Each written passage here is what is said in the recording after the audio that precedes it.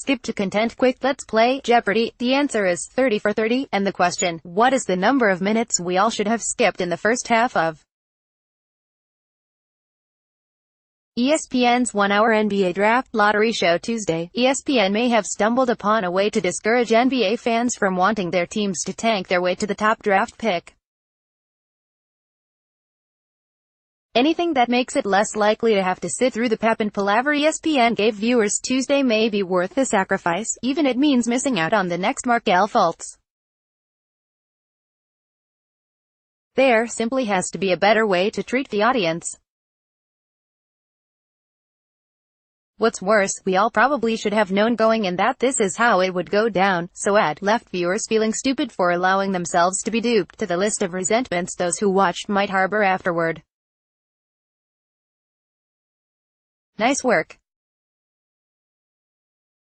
Cassidy Hubbarth, who co-hosted ESPN's coverage Tuesday from Chicago's Palmer House Hilton, said a day earlier the program wouldn't be showing the actual drawing, made available online afterward by the NBA, because it's just like watching paint dry, a long, tedious process. ESPN's coverage wasn't even as exciting as watching paint being sold from the back of a very long line. It's hardly surprising ESPN would try to stretch a few minutes of actual information into an hour of television. That's just something ESPN often does when it's not carrying an actual game. It's not always awful, either. But the sixth round of the NFL draft was Hamilton, compared with what it staged Tuesday. We thought nothing could be less exciting than basketball teams separated by 7 points trading fouls and timeouts in the final minute of a meaningless game, complemented by officials who take their time carefully checking TV monitors to see if there should be 2.9 seconds remaining or just 2.7. Well, the NBA and ESPN sure showed you. It showed all of us. Apologies, meanwhile, our owed TBS. TBS took a lot of flack for squandering the inherent drama of unveiling the bracket and schools who didn't make the cut for the NCAA men's basketball tournament in March. Its 2-hour March Madness reveal show was lousy, to be sure. But the ESPN NBA Draft Lottery show, with less information and half the time, proved it could have been worse. Remember when the NBA used to be able to polish this thing off at halftime of a playoff game? It was a stretch at a half hour.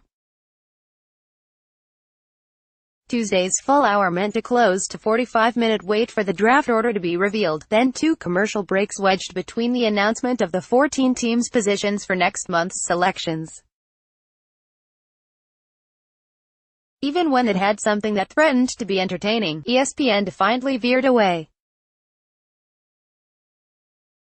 What's this? Jamie Gertz, an actress from the Chicago area known for TV shows such as Still Standing, Square Pegs, Seinfeld, and such movies as The Lost Boys and Less Than Zero, is representing the Atlanta Hawks on stage? Better gloss over that. It's much more important to talk to the Magic's Pat Williams about his Lil Penny doll, brought along tongue-in-cheek for good luck.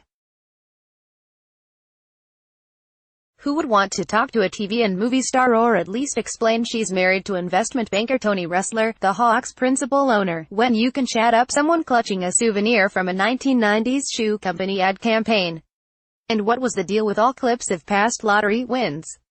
Part of the problem was that so much of what filled the ESPN's dead time was by nature speculative or rehash with little solid new information to play with and discuss. Something of an exception was NBA Commissioner Adam Silver's interview with Hubbarth, in which he addressed concerns about league teams tanking to be part of the lottery show and efforts to dilute that incentive.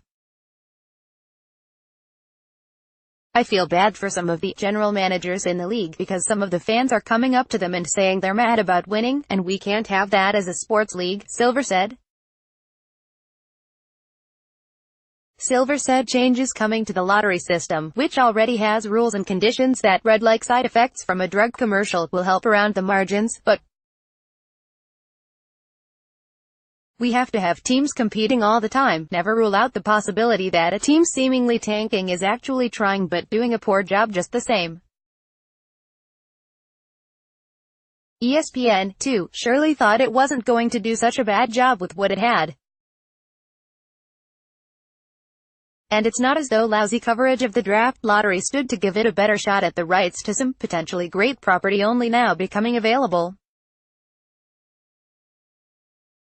But its hour-long NBA draft lottery production this year was too slow and too shallow to sustain itself and left plenty of viewers feeling they made a mistake investing their time.